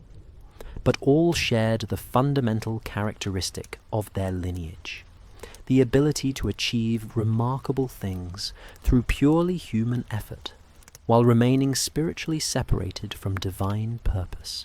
Azura's influence on her descendants was perhaps even more disturbing than Cain's mark. Her prophetic gifts passed to her children in the form of supernatural dream experiences that granted them knowledge of hidden things, but also exposed them to spiritual forces that no human consciousness was designed to handle. These inherited visions often drove the recipients toward innovation and achievement, but they also created psychological instabilities that manifested as violence, madness, and spiritual rebellion. The most talented of Cain's descendants became humanity's first metallurgists, discovering techniques for working copper, bronze, and iron that would not be rediscovered by other human populations for generations. But their technological advances were consistently directed toward creating weapons of war, rather than tools of peace. The supernatural knowledge that allowed them to master the secrets of metalworking also filled them with visions of conquest and domination that made conflict inevitable. Others among Cain's lineage became the first musicians and artists, creating works of beauty that demonstrated humanity's capacity for aesthetic achievement, independent of divine inspiration. But their art was marked by a quality of spiritual emptiness that made it simultaneously magnificent and deeply unsettling. Those who encountered their music and visual creations often reported feeling simultaneously elevated and disturbed, as if they were witnessing demonstrations of human capability that somehow violated natural order. The city built by Enoch and his descendants became a center of innovation that attracted visitors from across the known world, but it also became a focal point for spiritual corruption that infected everyone who remained there for extended periods. The supernatural knowledge that flowed through Cain's bloodline created an atmosphere of intellectual achievement, combined with moral decay that gradually spread to anyone who spent significant time within the city's walls. Azura's role in shaping her descendants' spiritual development was revealed through prophetic dreams that she continued to experience throughout her life in exile. These visions showed her how each of her children would use their inherited gifts, allowing her to guide their development in ways that maximized their potential for both achievement and destruction. Her supernatural sight enabled her to see which descendants would become great innovators and which would become instruments of violence.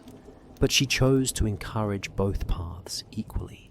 The most disturbing aspect of Azura's influence was her deliberate cultivation of spiritual rebellion among her descendants. Through her prophetic guidance, she taught them to view their separation from divine authority not as punishment, but as liberation.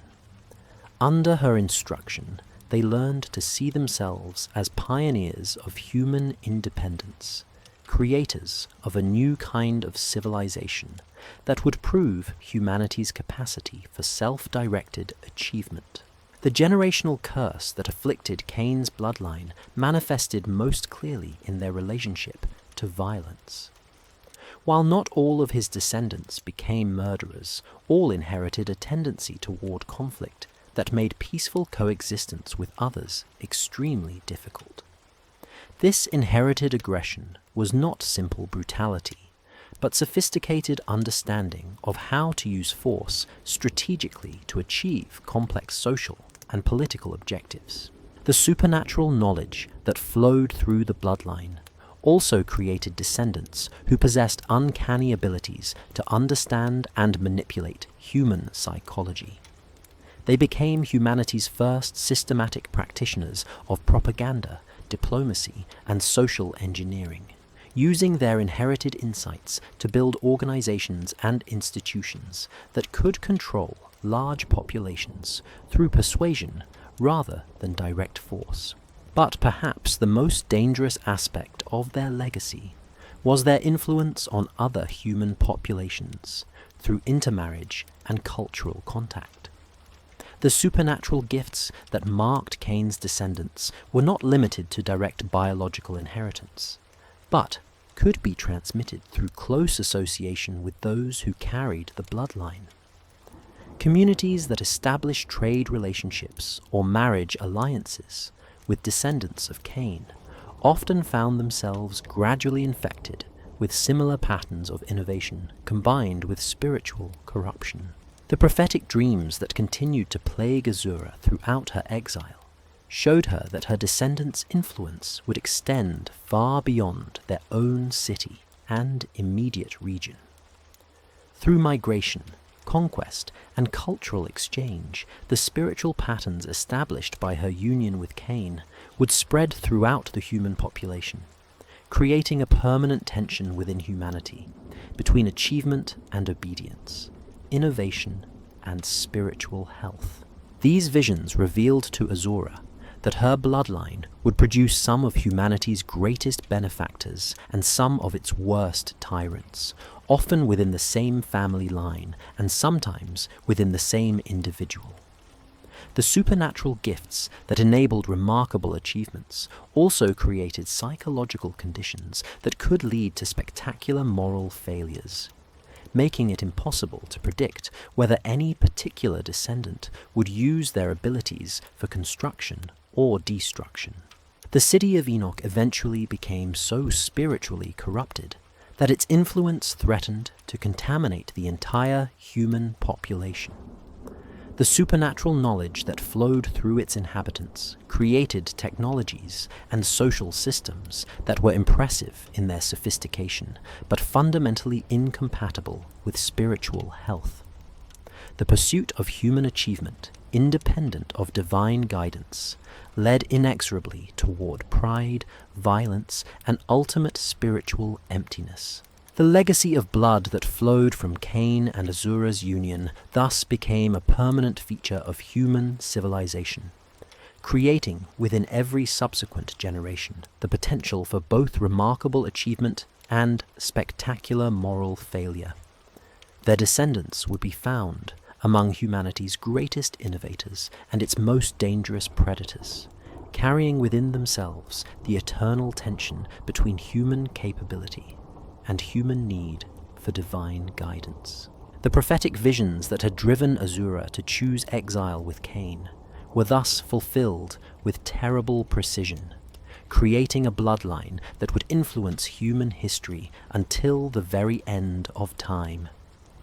But this influence would be forever marked by the spiritual darkness that was its source, ensuring that every achievement of Cain's descendants would carry within it the seeds of its own destruction.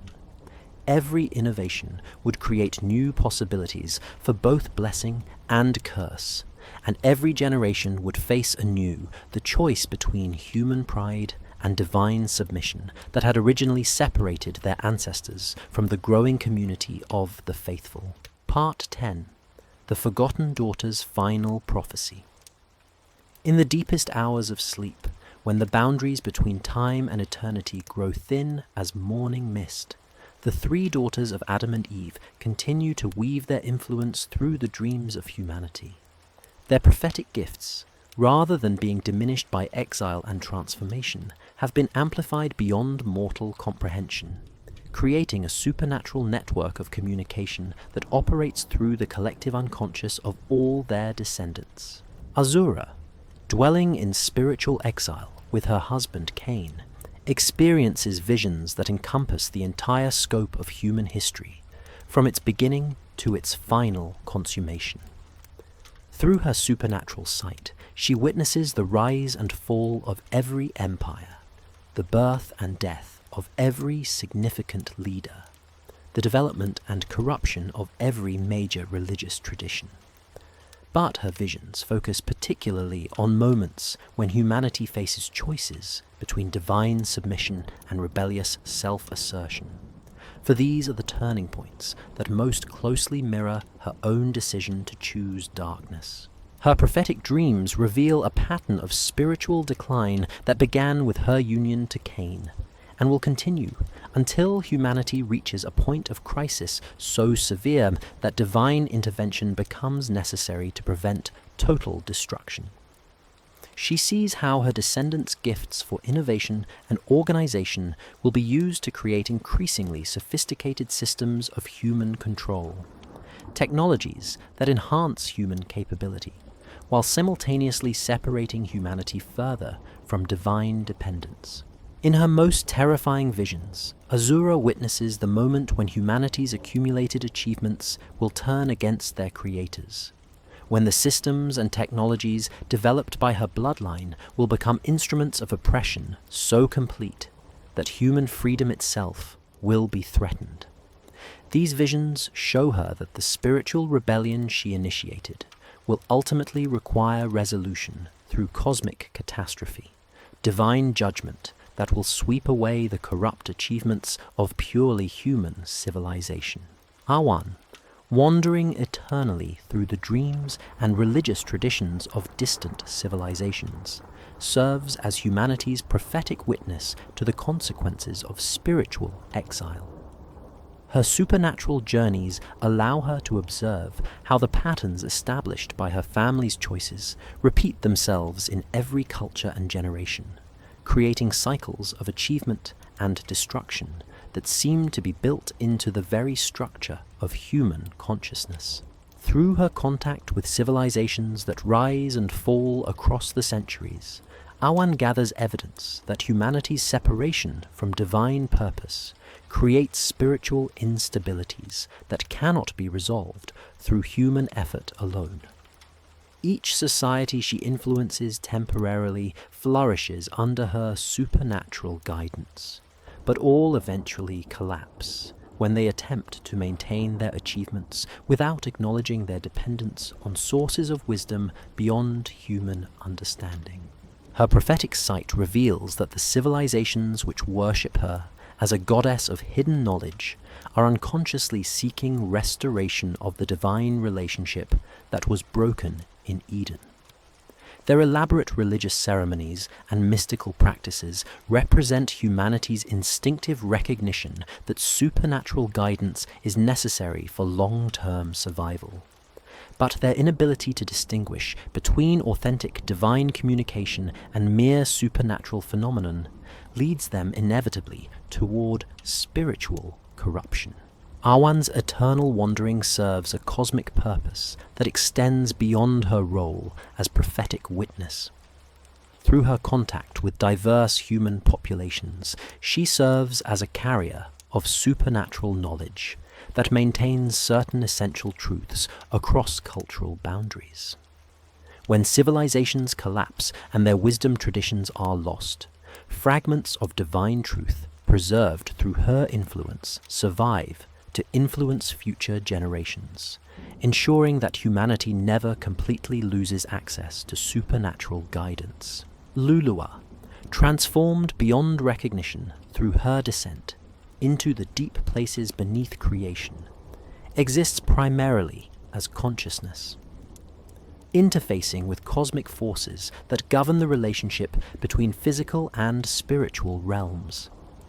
Her prophetic experiences encompass not just human history, but the broader spiritual context within which human development occurs, the cosmic drama of which earthly events are merely surface manifestations. From her position in the underground chambers, where ancient voices communicate truths too vast for ordinary human comprehension, Luluwa observes how human choices create ripple effects throughout the spiritual realm.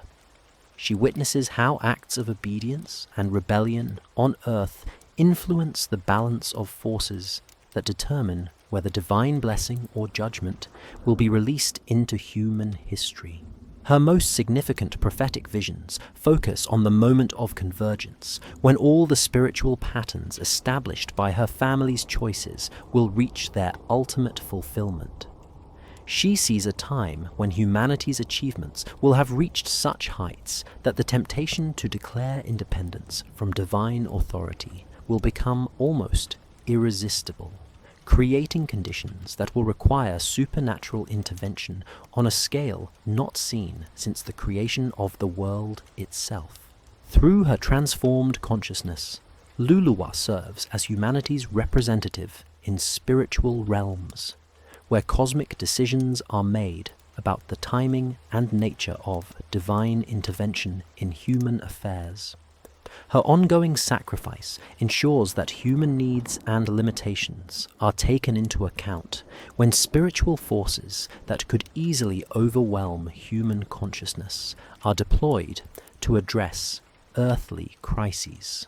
The convergence of the three sisters' prophetic visions creates a comprehensive picture of humanity's spiritual destiny that encompasses both its greatest achievements and its ultimate need for redemption. Their combined supernatural sight reveals that the patterns of rebellion and innovation established by their generation will continue to intensify until they create a crisis requiring divine intervention that will fundamentally alter the relationship between heaven and earth. The most disturbing aspect of their unified prophecy is the revelation that this crisis cannot be prevented through human effort, but must be allowed to develop to its full extent before resolution becomes possible. The spiritual rebellion initiated in Eden and amplified through their own choices has created momentum that can only be stopped through cosmic catastrophe, followed by divine restoration. Their prophetic visions show that the forgotten daughters themselves will play crucial roles in this final resolution. Azura's bloodline will produce both the instruments of ultimate corruption and the human agents through whom divine judgment will be administered. Awan's eternal wandering will culminate in her return to serve as guide for those who survive the coming catastrophe. Luluwa will emerge from the deep places to interpret divine purposes during humanity's darkest hour. The supernatural knowledge that flows through their combined consciousness reveals that their erasure from sacred memory was temporary necessity, rather than permanent judgment. When humanity reaches the point of crisis that their prophecies describe, the full truth about the forgotten daughters will be revealed as essential information for understanding and surviving the spiritual challenges that will determine humanity's ultimate fate. Their final prophecy warns that this revelation will itself serve as a sign that the end of the current age is approaching. When the hidden records of their existence are discovered, and their true significance is understood, it will mark the beginning of humanity's final test, the ultimate choice between divine submission and rebellious self-destruction that will determine whether human civilization survives its own achievements. The three sisters' prophetic dreams converge on a vision of divine mercy that encompasses even their own rebellion and exile. They see that their choices, which seem to represent pure spiritual disaster, were somehow necessary components of a redemptive plan too complex for human understanding. Their suffering and separation served purposes that could only be fulfilled through willing acceptance of roles that separated them from ordinary human happiness. In their shared visions of ultimate restoration, the forgotten daughters see themselves reunited, not just with their earthly family, but with the divine presence from which their choices had separated them.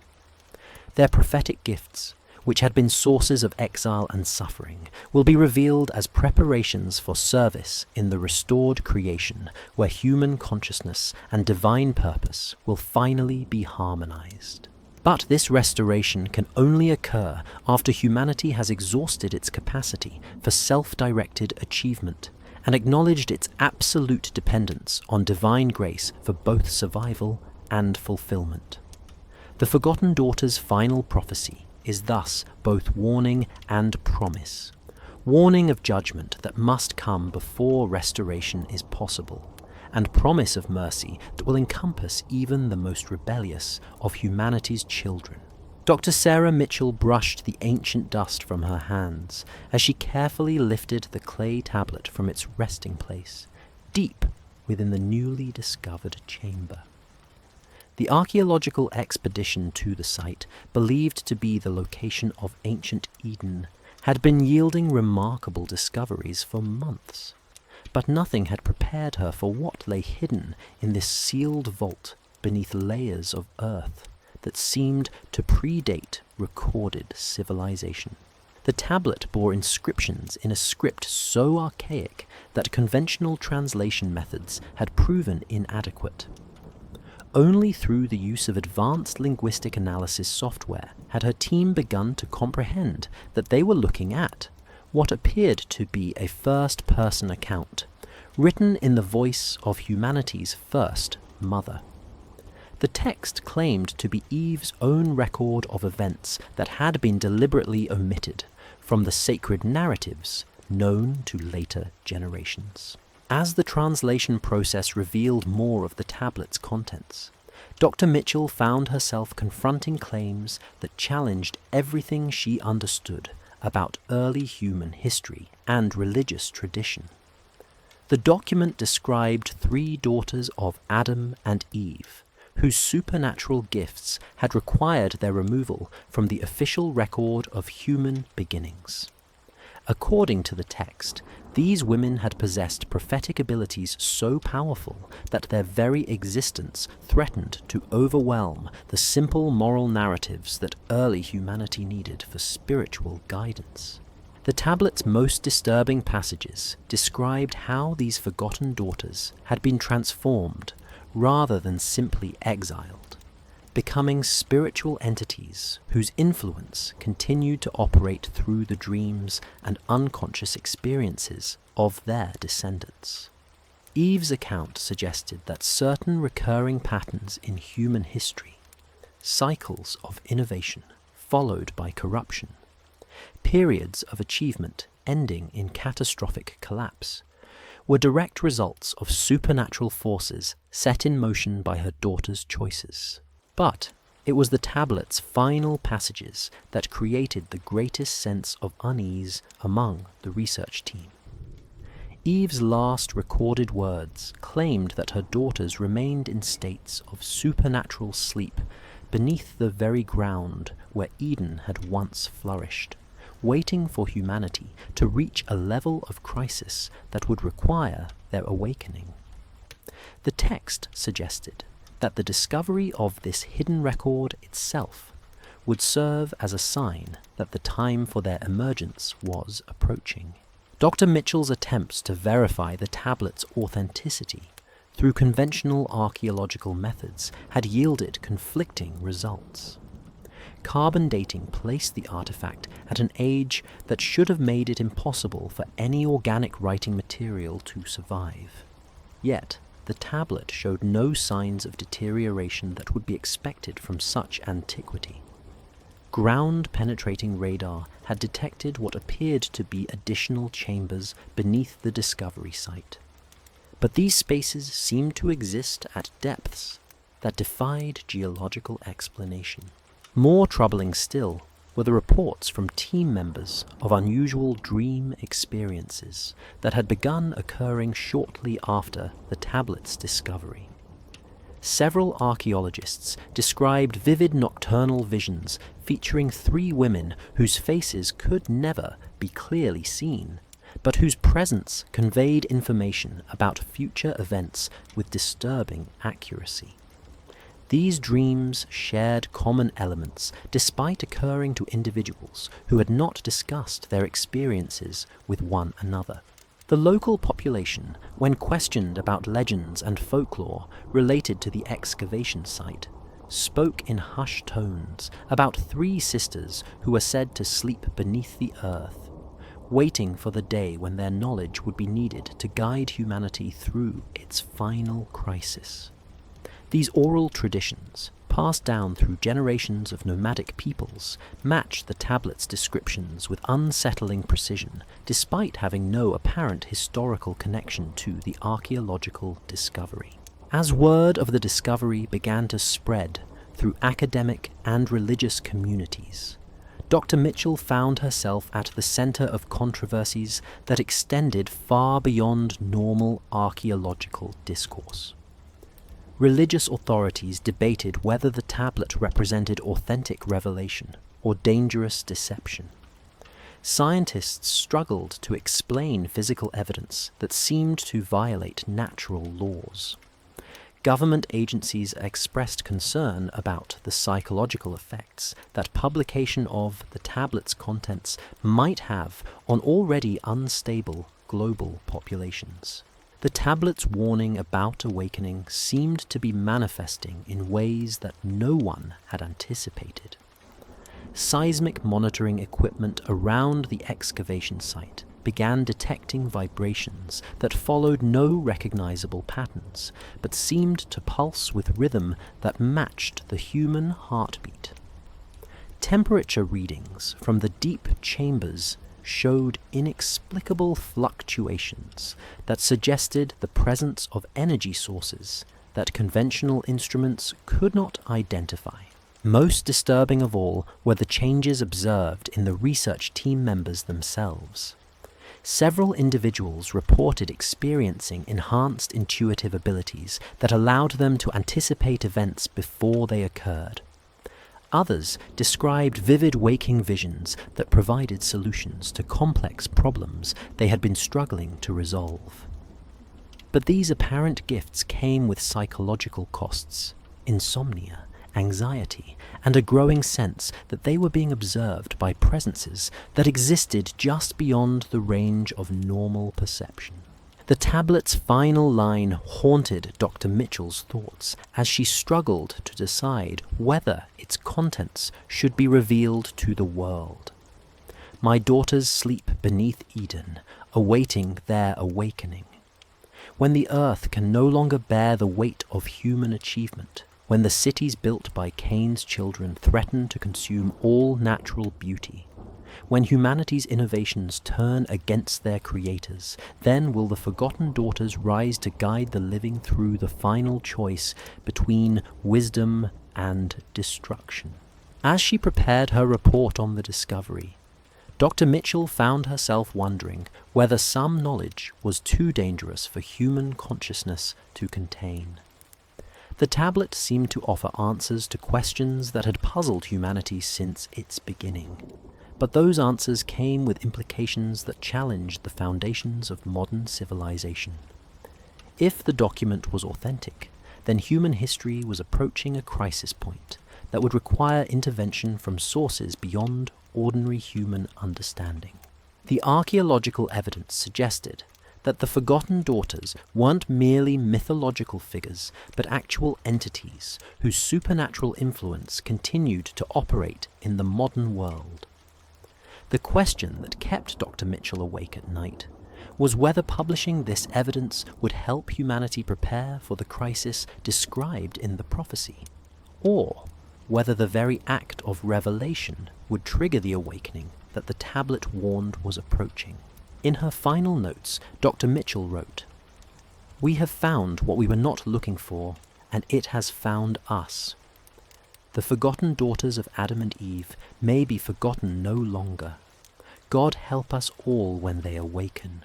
The tablet remains in a secure facility, its contents known only to a small group of researchers who continue to debate whether humanity is ready for the truth it contains. But the dreams continue, spreading from the original research team to their families, their colleagues, and beyond. The awakening may have already begun, and the final choice between wisdom and destruction may be closer than anyone dares to imagine. In the deep places beneath the earth, 3 sisters stir in their eternal sleep, preparing for a dawn that will either save humanity from its own achievements or witness the end of the world that began in a garden where innocence was lost and prophecy was born.